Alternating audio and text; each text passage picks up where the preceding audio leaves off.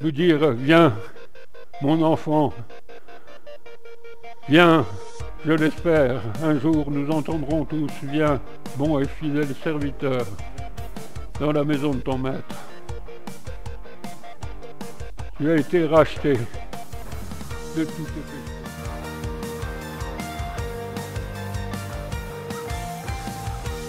Oh Dieu! Alors je vais vous parler d'un sujet peut-être pas extraordinaire, a priori, la déception. Wow! La déception. Eh oui, ça peut être un énorme défi dans nos vies. Je crois que ce matin, plusieurs personnes ont touché plus ou moins ça, parlé plus ou moins de ça, Christophe, je pense, autant que je me rappelle. Et bien qu'on marche avec un Dieu tout-puissant, un Dieu qui fait des choses extraordinaires, eh bien, on peut être dans la déception, dans les difficultés. On peut avoir des revers, des désillusions. J'ai à cœur de dire souvent que Dieu purifie notre foi. Au départ, elle est pleine de sentimentalité. Tout le monde, il est beau, tout le monde, il est gentil. Pas le monde, bien sûr, mais les frères et sœurs. Et quand on a pris un ou deux coups dans la figure, dit « Ok, Seigneur, on les aime toujours par ta grâce, mais bon, on a compris, tu es en train de nous conduire plus loin. » Tout n'est pas aussi extraordinaire que nous l'avions pensé au début. Combien, je pourrais poser cette question, je ne vous demande pas de lever la main, combien d'entre vous ont eu à lutter contre la déception? Je pense que si on est objectif, personne ne peut dire que ça ne lui est jamais arrivé. Je n'ai jamais connu de revers. Ouais. Bon, ben tant mieux, hein.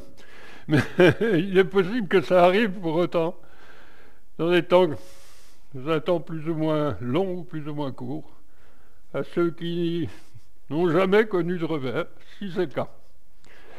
La déception, c'est un état d'âme auquel nous devons inévitablement faire face un jour ou l'autre. Quels que soient nos efforts, quels que soient nos engagements, nous ne pouvons pas toujours éviter les revers et les désillusions. Ça peut pourtant être une bonne nouvelle. Si bizarre que ça puisse vous paraître a priori, on peut y réfléchir. Parfois, nos déceptions sont comme des rendez-vous de Dieu. Il cherche à nous faire progresser. Il cherche à nous éclairer, à nous conduire contre son cœur. Elles peuvent faire partie, ces déceptions, d'un programme du Seigneur pour nous faire avancer vers notre destinée éternelle. Gloire à Dieu. Souvenons-nous, pendant cette prédication, avant tout, chers frères et sœurs, chers amis, que Dieu est pour nous un refuge qui ne manque jamais, un secours dans la détresse, qu'il soit béni. La Bible va jusqu'à dire que, et vous le savez, mais excusez-moi de le répéter, que le malheur atteint souvent le juste, mais quoi? C'est l'Éternel qui l'en délivre toujours. Amen. Sois béni. Il soit béni. Ce matin, donc, nous allons parler des eaux amères de la vie, des eaux amères en prenant l'exemple du peuple hébreu. Vous connaissez un peu cette histoire, évidemment. Nous verrons donc ce principe à l'œuvre dans la vie des enfants d'Israël à leur sortie d'Égypte. Ils ont vécu un miracle extraordinaire. Hein. Dieu a jugé, vous le savez, l'Égypte, les dieux de l'Égypte. Et grâce au sang mis sur les linteaux, sur les portes qui symbolisent bien sûr déjà le sang de l'agneau, qui symbolise le sang de Christ qui nous a sauvés, eh bien, donc, ils ont été protégés, ils ont été gardés, et le Seigneur a permis qu'ils sortent d'Égypte d'une manière glorieuse.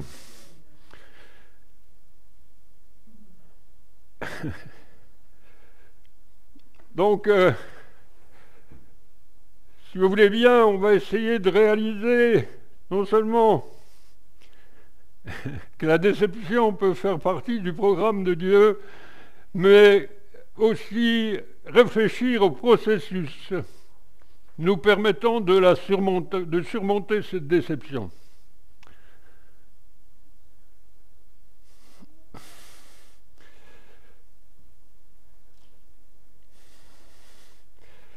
Je pense que ce que le peuple hébreu a vécu à Mara,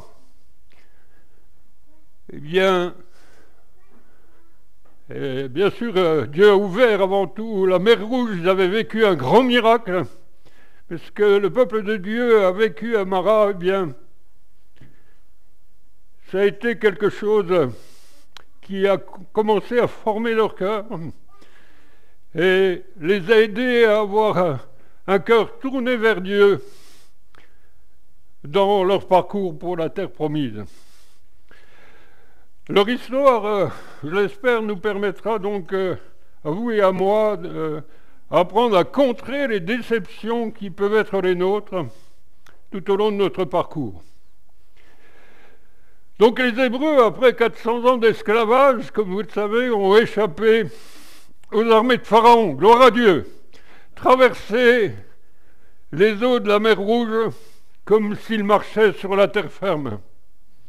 Exode 15, 19, excusez-moi de vous rappeler ce passage, car les chevaux de Pharaon, ses chars et ses cavaliers sont entrés dans la mer, et l'Éternel a ramené sur eux les eaux de la mer, mais les enfants d'Israël ont marché à sec au milieu de la mer. Gloire à Dieu. Amen. Quel grand triomphe, chers frères et sœurs. C'est ce qui s'est passé pour nous à la croix. Jésus à la croix nous a rachetés. Jésus à la croix nous a pardonnés. Jésus à la croix nous a justifiés. Jésus à la croix, eh bien, il a vaincu les dominations et les autorités. Il les a livrées en spectacle en triomphant d'elles par la croix. Amen. Et bien que le diable ait encore une activité et que nous devons apprendre à le contrer, eh bien, c'est à cause de ce grand sacrifice que nous pouvons être des vainqueurs, des gens qui connaissent la gloire de Dieu, qui marchent d'un cœur à cœur avec lui. Amen. Quel grand triomphe donc pour le peuple d'Israël. Toute la force militaire de Pharaon, qui est un type du diable bien sûr, a été balayée. On peut se dire qu'après cela, les Israélites pensaient que tous leurs problèmes étaient résolus. Des fois, on est aussi innocents que cela, nous-mêmes. Oh, peut-être pas vous, mais moi. On vit un grand miracle. Par exemple, quand je suis arrivé à l'EHPAD, enfin, Dieu m'avait parlé prophétiquement à travers un frère de Colmar, un pasteur de Colmar, et il m'a parlé plusieurs minutes, et entre autres, il m'a dit: je te mets à côté de ce que tu vis là, alors que, en fait, j'étais dépouillé de tout. Ce n'est pas une malédiction, c'est une bénédiction. Et je te mets à côté de ton épouse. Et quand je suis arrivé, eh bien, on m'a dit, le président m'a dit, eh bien, ce n'est pas moi qui vous accueille chez Jésus et tout est gratuit pour vous. C'est un grand miracle que j'ai vécu. Et quelque part, inconsciemment, peut-être moi-même, mais peut-être vous aussi, lors de grands miracles que Dieu fait dans nos vies, eh bien, nous pensons que, tout va couler de source, tout va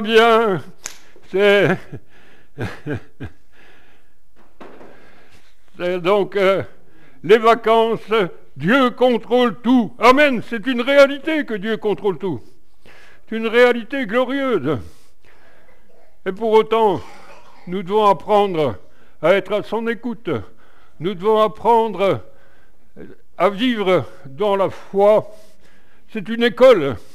Nous sommes à l'école. Je ne sais si vous l'avez réalisé, très certainement. Nous sommes à l'école tous les jours de notre vie, jusqu'à la fin.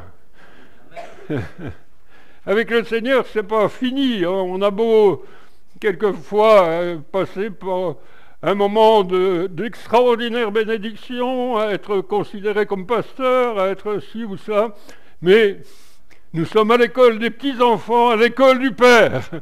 Un Dieu qui nous aime, un Dieu qui nous secourt, un Dieu qui manifeste sa gloire dans notre existence. Donc, on peut penser que les Israélites, pas plus que moi d'ailleurs, n'étaient préparés à ce qui les attendait, à commencer par leur rencontre avec les eaux amères. Au bout de 3 jours, donc, où Moïse est conduit dans le désert de Sour, si je me rappelle bien, je l'ai noté bien sûr, eh bien, c'est terrible. Ils connaissent la chaleur, la poussière, ils sont épuisés. Ils arrivent, ils sont au bout d'eux-mêmes, et d'un seul coup, ils voient, oh, il semble que ce soit une mort, que ce soit de l'eau qui soit devant nous. Et certains courent, tellement ils n'en pouvaient plus, tellement ils étaient au bout d'eux-mêmes. Ils courent pour se désaltérer. Et terrible déception. L'eau est amère, imbuvable. C'est quelque chose dans leur cœur qui les pousse presque à une révolte. Certains pensent à faire demi-tour. Certains s'arrêtent et disent au moins en Égypte on avait de l'eau. Et déjà ils murmurent contre, plus ou moins contre Dieu, ils n'osent pas trop. Ça a toujours été contre Moïse. Le pauvre Moïse, plusieurs fois, ils ont voulu le mettre à mort. Et pourtant, Moïse les aimait, c'était l'homme le plus doux de la terre, nous dit la Bible. Mais ils ont réussi à le mettre à bout quand même. Eh oui.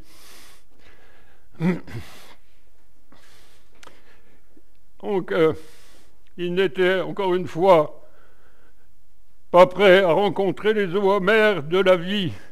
Puisque nous le sommes, que Dieu continue à nous équiper, à nous donner d'être vigilants. Voici donc ce qui s'est passé ensuite, Exode 15, 22, 24. Moïse fit partir Israël de la mer Rouge. Ils prirent la direction du désert de Chour, et après 3 jours de marche dans le désert, ils ne trouvèrent point d'eau. Le peuple murmura contre Moïse en disant « Que boirons-nous? Moïse, où tu nous as amenés? Qu'est-ce qu'on va boire? On va mourir là! On était bien en Égypte, autant mourir en Égypte. » Il faut essayer de réfléchir à ce qui s'est passé. C'était vraiment une crise terrible que vivaient ces gens.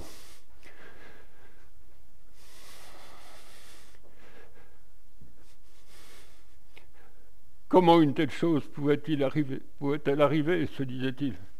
Dieu ne nous a-t-il pas bénis d'une manière extraordinaire?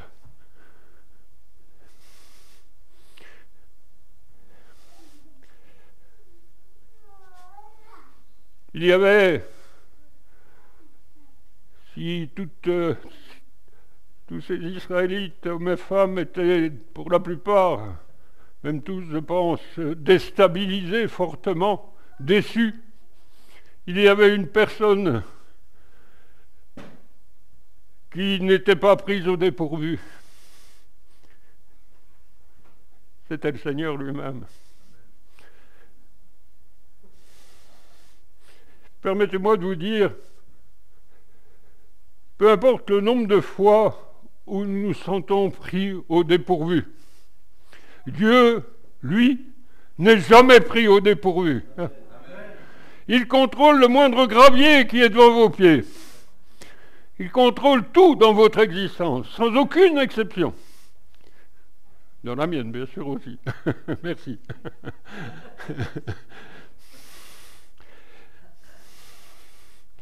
Dieu n'a jamais d'urgence. Il ne panique pas.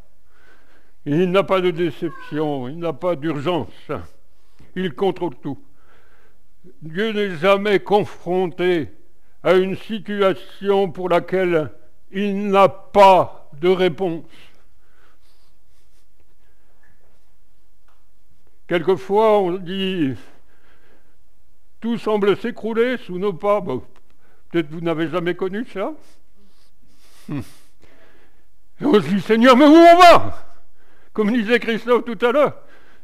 « Seigneur, je me suis converti, mais tu vois tout ce qui se passe. Tu vois mes difficultés. Qu'est-ce que tu penses de tout ça? Tu vois ma nature, tu vois la chair qui ressort, mes réactions. Je suis plein de murmures, je suis plein d'amertume. Seigneur, mais je t'aime, je veux marcher avec toi. Qu'est-ce qui se passe? Où tu es? Yang Qicho lui-même, le pasteur de la plus grande église du monde, quand il a fait construire son temple dans lequel ils sont maintenant, disait « Seigneur, je ne te vois pas, où tu es ?» Les bulldozers étaient en train de faire leur œuvre, mais il paniquait au bout d'un moment. Il n'avait pas les finances, il lui manquait bien des choses pour que cette œuvre continue. Et il criait à Dieu. Il disait « Seigneur, fais-moi grâce. » Il vient me secourir. Face à la déception, donc, le peuple se mit à grogner. Eh oui, mais ça vous arrive jamais, bien sûr.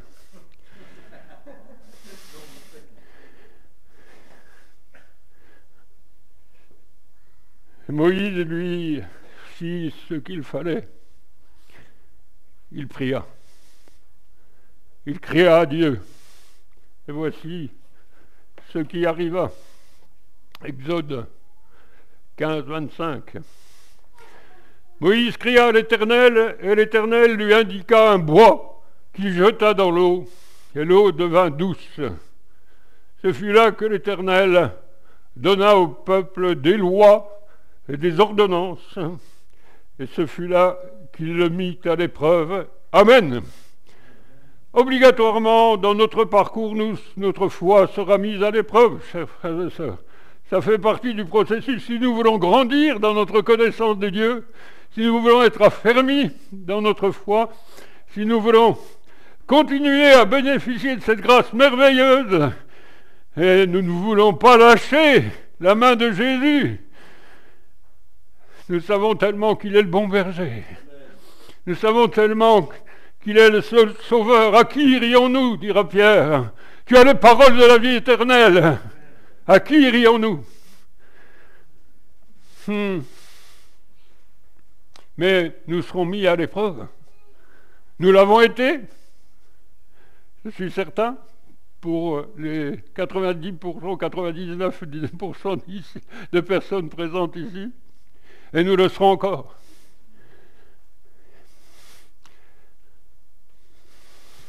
L'acte de foi de Moïse a libéré la puissance libératrice de Dieu. Amen. Et c'est ce qui se passe dans nos vies. Alors que nous sommes peut-être par terre au niveau moral, alors que nous sommes déçus, apitoyés par nous-mêmes, par les circonstances, nous ne comprenons plus rien, mais que dans sa grâce, Dieu nous communique quelque chose, une parole de consolation. Et notre foi, eh bien, vient comme réveiller nos cœurs. Amen. Vient nous conduire à espérer en lui. Vient nous conduire à compter sur sa grâce, bien que nous n'avons qu'une preuve de tout cela. Nous n'attendons aucune chose particulière du Seigneur, sinon qu'il nous sort de là. Il y a un chant qui dit je loue Dieu pour son œuvre, pour ce qu'il a fait par son sang. Il m'a sauvé par sa puissance. Il m'a relevé. Chers frères et sœurs, il nous a relevés une fois. Il nous relèvera encore. Parce qu'il est fidèle. Parce qu'il est glorieux.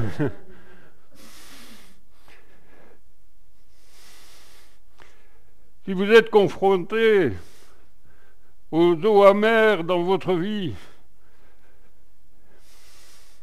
je vous suggère, chers frères et sœurs, si vous permettez, quelques mesures pratiques à prendre pour répondre à des déceptions inattendues. Premièrement, reconnaissons ensemble que les eaux amères font partie du plan de Dieu. La Bible nous dit, reconnaissez-le dans toutes vos voies. C'est pas facile, hein, de connaître Dieu quand on est par terre. Et pourtant.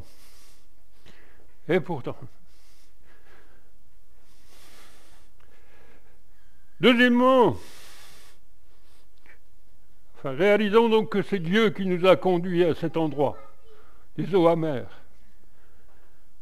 Il sait tout ce qui s'y passe, bien sûr. Et bien sûr, il a le remède. Donc, deuxièmement, laissez Dieu s'occuper des défauts de caractère qui ont été révélés par les eaux amères. Ne dites pas, il faut que je change ci, il faut que je change ça, c'est la loi. Je vais mettre une nouvelle cravate, je vais être beau dimanche. Hein. Je les ai fichus tout en l'air, mes cravates. Mais, Seigneur, dis-moi, je change ton cœur. Ton apparence, j'allais dire, je m'en fous, excusez-moi. Ce que je veux, c'est te donner un cœur nouveau encore maintenant. Souffler sur ta vie, te donner un souffle nouveau, une espérance nouvelle, une connaissance de moi plus profonde. Amen. Laissez donc Dieu s'occuper des défauts de caractère. Il les connaît depuis toute éternité. Tout à l'heure, quelqu'un nous a dit que c'est une évidence que Dieu, c'est toi, je crois, Samuel, que Dieu nous aimait avant la fondation du monde. Et avant la fondation du monde, il savait que nos cœurs étaient irrécupérables. Excusez-moi. Étaient irrécupérables. C'est ce que la Bible dit. Hein. Peut-être qu'on a du mal à l'accepter. Mais il nous connaissait. Et pourtant, il nous aimait. Gloire à Dieu. Et il nous avait adressé un saint appel, une vocation glorieuse. Troisièmement, donc, ces défauts, c'est peut-être pas la peine. Donc, je reste dans le deuxième mot. C'est peut-être pas la peine de trop disséquer. Vous ne rouspétez jamais, bien sûr. Vous ne vous mettez jamais en colère. Hein, Michael?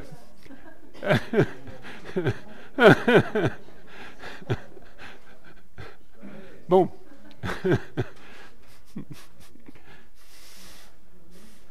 Ok. C'est pas la peine d'approfondir. On connaît tout ce qu'on est, ce qu'on a vécu.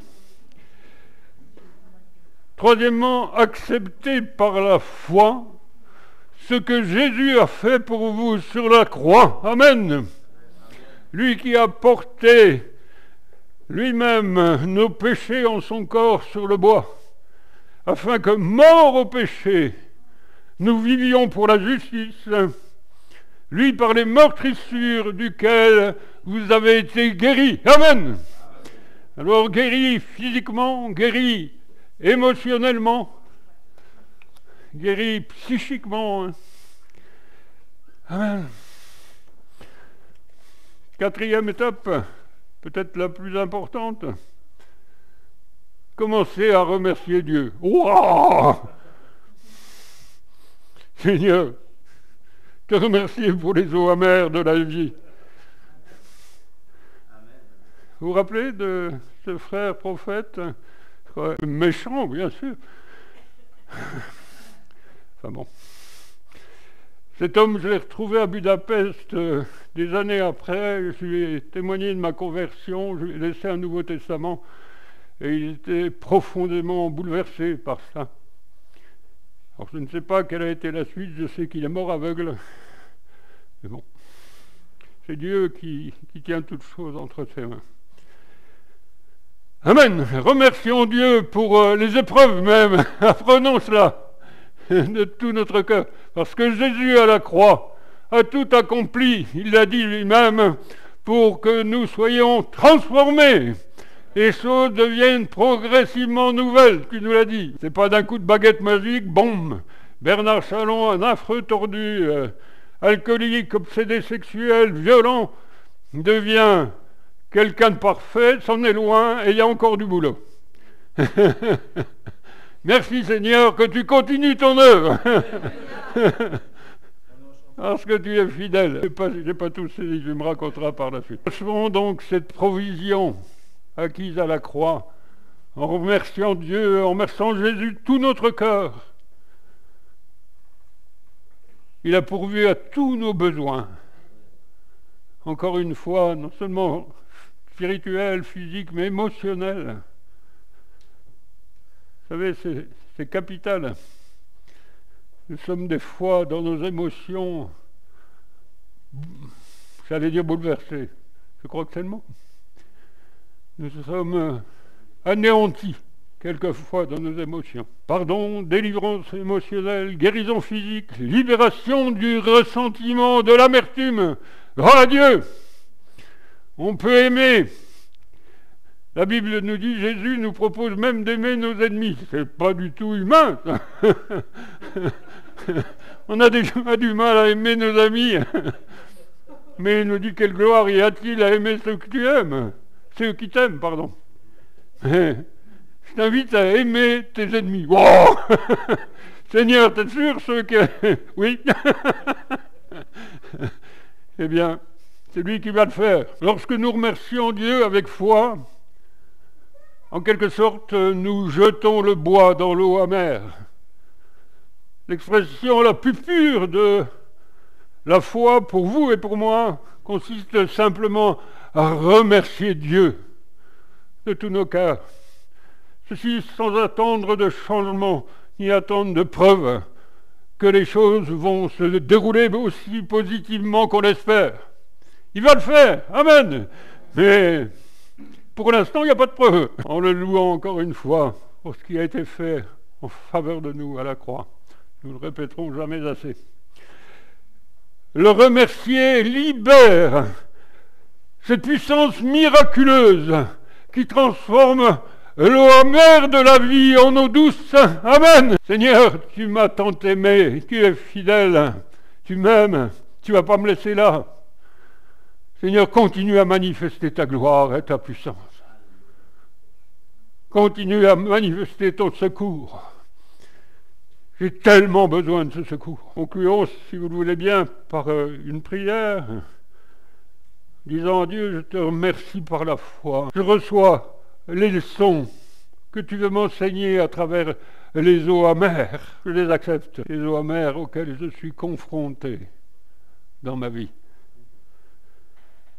Par un acte de foi, Seigneur, en quelque sorte, je te remercie d'avoir jeté le bois, qui est, on peut le dire, le symbole de la croix, jeté dans les eaux amères, les transformant encore une fois d'amère en douce.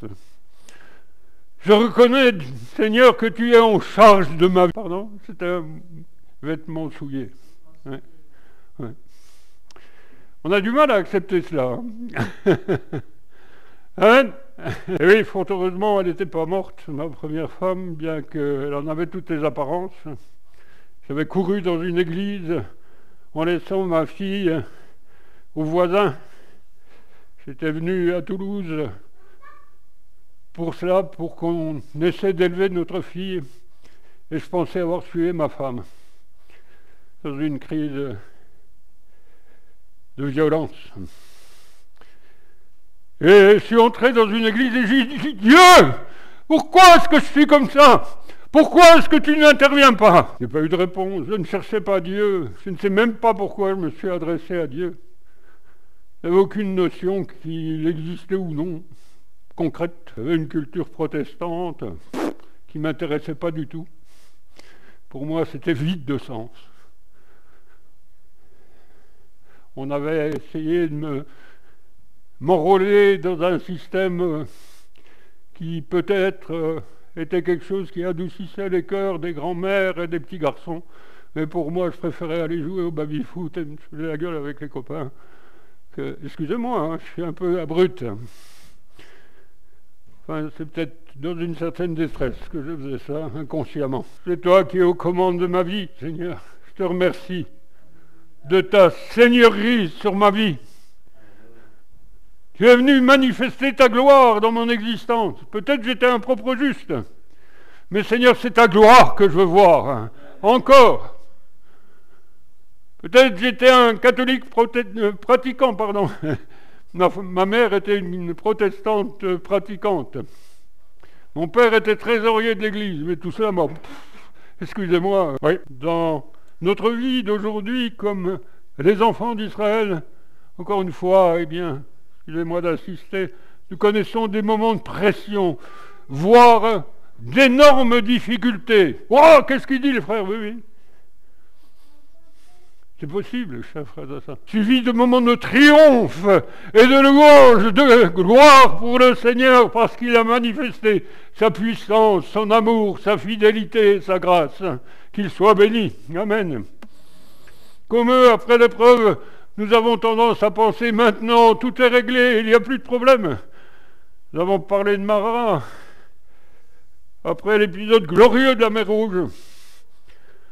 Nous réalisons que nos grandes victoires, chers frères et sœurs, sont là pour fortifier notre foi. Nos grandes victoires, et il y en a, et on peut témoigner, et on témoigne, gloire à Dieu pour ce qu'il fait. Mais elles sont là pour fortifier notre foi. Dans l'attente des futurs, peut-être. Excusez-moi, hein, mais autant parler clairement, des futures eaux amères. Notre foi, nous n'allons pas réagir de la même manière. La vraie question, encore une fois, dans nos vies, ce n'est pas si nous connaîtrons l'épreuve. Jésus nous a avertis, il n'est pas faux, il en est loin, Jésus. Il dit la vérité. Mais la grande question, c'est plutôt comment nous répondrons dans l'avenir à l'épreuve. C'est ça la vraie question. Comment Bernard Chalon, alors que tu as été béni de manière extraordinaire, tu as été secouru par Dieu sans cesse. Comment tu vas réagir à la prochaine épreuve qui est devant toi? Est-ce que tu vas tout laisser tomber? Est-ce que tu vas dire j'étais mieux en Égypte? Je retourne avec les copains me saouler la gueule. Je retourne voir les prostituées. Excusez-moi, c'était ma vie. Ou tu vas dire Seigneur, Seigneur, merci que tu es présent dans mon existence, que tu contrôles tout, que tu es en charge de ma vie, que je t'appartiens. Je suis à toi quoi qu'il arrive. Ce que je veux, Seigneur, c'est saisir quelque part ton manteau comme cette femme qui avait une perte de sang, saisir le manteau de Jésus, saisir sa main, dire Seigneur, viens manifester ta gloire encore une fois. C'est pas fini, Seigneur, la route. Je ne suis pas au bout. Mais tu as prévu de toute éternité que ma route aboutisse à une rencontre personnelle avec toi, face à face en quelque sorte, et nous dire, viens, mon enfant, viens, je l'espère, un jour nous entendrons tous, viens, bon et fidèle serviteur, dans la maison de ton maître. Tu as été racheté de tous tes péchés. L'épreuve donc de Mara a mis en évidence un problème dans le caractère des Israélites, les murmures.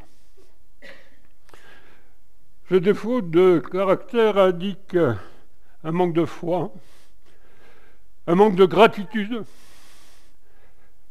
un égocentrisme. Voilà. Et oui. Et quelquefois, on constate ça chez nous. Ça fait drôle. On n'aime pas.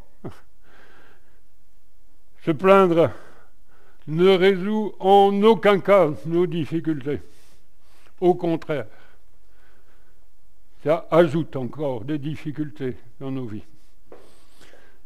Tu reviendras, je t'en prie. Nous voyons donc dans cet épisode de la vie des Israélites que Dieu a permis qu'ils arrivent au bout d'eux-mêmes. Ça va sûrement être le cas.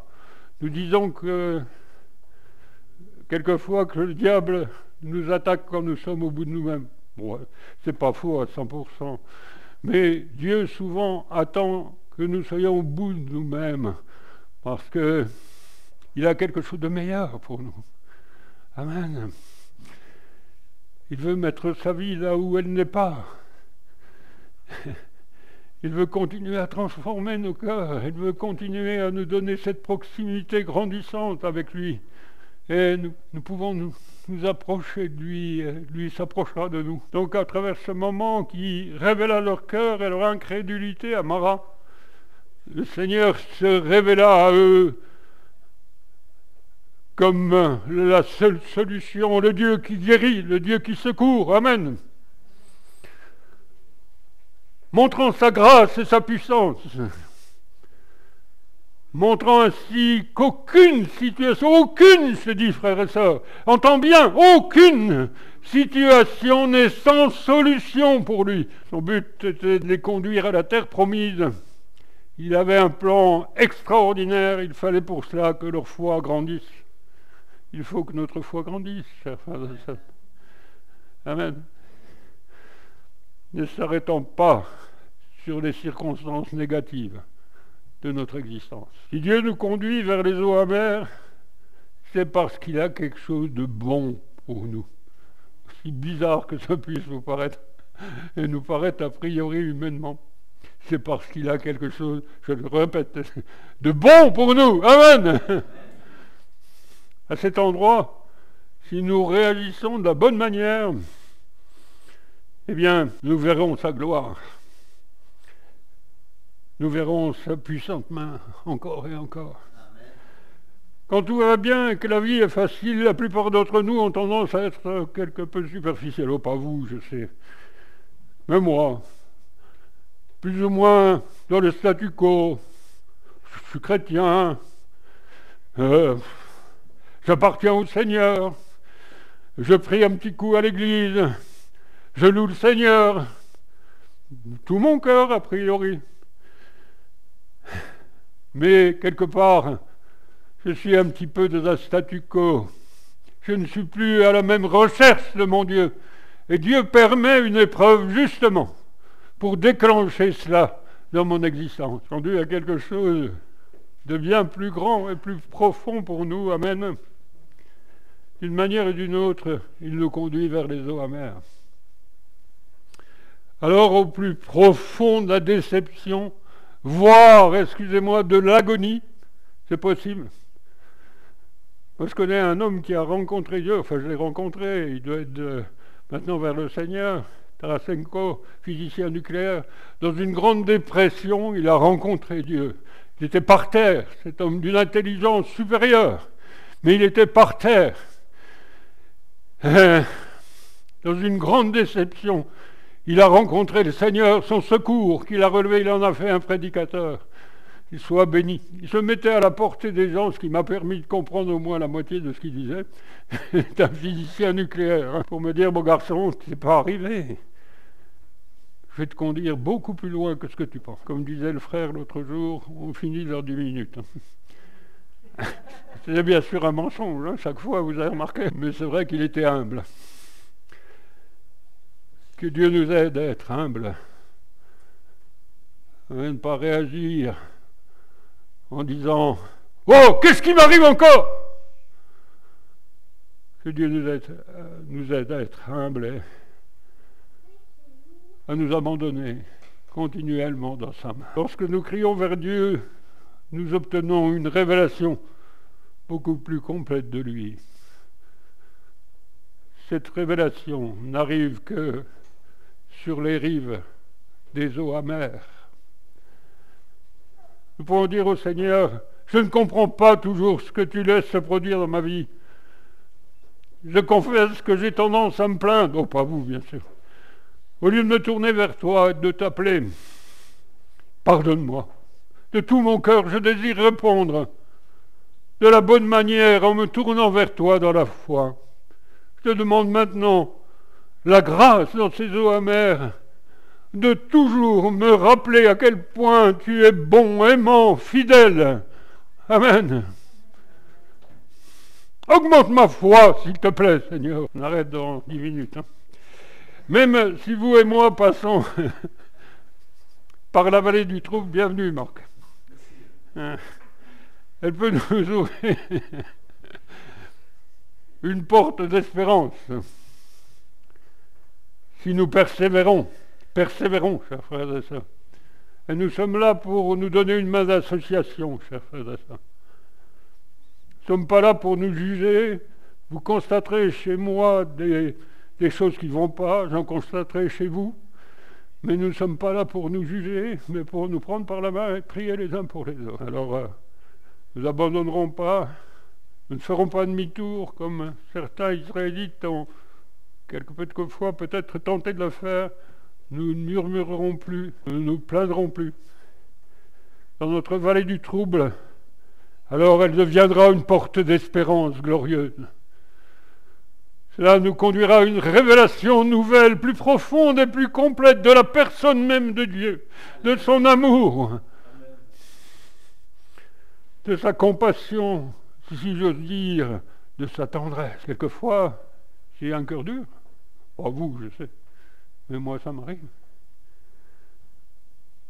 Le Seigneur m'invite à lui ouvrir mon cœur. Oh, c'est aussi l'œuvre du Saint-Esprit. On voit que Dieu n'agit pas sans notre accord. Des fois, on peut se demander dans la Bible ce qu'il nous a dit. Ça semble contradictoire. Dieu nous propose d'ouvrir nos cœurs et c'est lui qui ouvre nos cœurs. Mais oui, Seigneur, je suis d'accord. Je vais ouvrir mon cœur. Aide-moi à cela. Fais-le. Seigneur, transforme-moi. Donne-moi un cœur nouveau. Ouvrons-lui nos cœurs. Le but de Dieu, au départ, je n'avais pas beaucoup de qualité, mais pour autant, je crois que... Puis il y a encore du boulot, comme je le disais. Mais pour autant, eh bien, je crois que j'ai du mal à m'abandonner totalement à Dieu, quelles que soient les circonstances. Pourtant, c'est cela qu'il nous propose. Dans toutes nos circonstances, de nous abandonner complètement. Son but est de nous faire perdre notre confiance en nous-mêmes et continuer à mettre notre confiance en celui qui a tout accompli à la croix. Amen. Celui qui nous aime d'un amour extraordinaire. Celui qui veut continuer à transformer, à guérir nos vies. Il nous amène au-delà des limites de nos connaissances, de nos expériences, de nos forces, de nos capacités, à bien des égards. Eh bien, il s'agit quelquefois d'une expérience de mort à nous-mêmes. Mais souvenons-nous, chers frères et sœurs, qu'après la mort vient la résurrection. Nous devons nous souvenir de cette vérité glorieuse. Au-delà de la mort, il y a la résurrection. Êtes-vous en train de passer par les eaux amères? Si c'est le cas, gardez à l'esprit, dans ces eaux amères, Dieu va se révéler à vous. Si vous le laissez parler à votre cœur, peut-être vous conduira-t-il dans le désert. N'abandonnons pas. Amen. Pour clore cette fois réellement, je vais citer une expérience de l'apôtre Paul qui nous est citée dans le Nouveau Testament. 2 Corinthiens 1, 8 à 10. Nous voulons en effet que vous sachiez, frères et sœurs, il voulait qu'on le sache. Donc voilà, excusez-moi de le rappeler. À quelle détresse nous avons été confrontés dans la province d'Asie. Le poids en a été si lourd, dit-il. L'apôtre Paul, c'est pas le moitié d'un apôtre, vous connaissez son histoire. C'est un des hommes les plus glorieux que la terre ait porté, avec Élie et d'autres. Enfin, c'est la grâce de Dieu, dira-t-il. Non pas lui, mais la grâce de Dieu. Amen. Le poids en a été si lourd, si insupportable, que nous désespérions, je vous le dis en français courant, de conserver la vie. Nous avions l'impression que la peine de mort, c'est pas la rigolade, avait été décidée contre nous. Cependant, il en fut ainsi pour que nous apprenions à ne pas placer notre confiance en nous-mêmes, mais en Dieu, qui ressuscite les morts, qu'il soit béni et glorifié. C'est lui qui nous a délivrés, dit-il, d'une telle mort, et qui nous en délivrera encore. Amen. Amen. Dieu vous bénisse abondamment.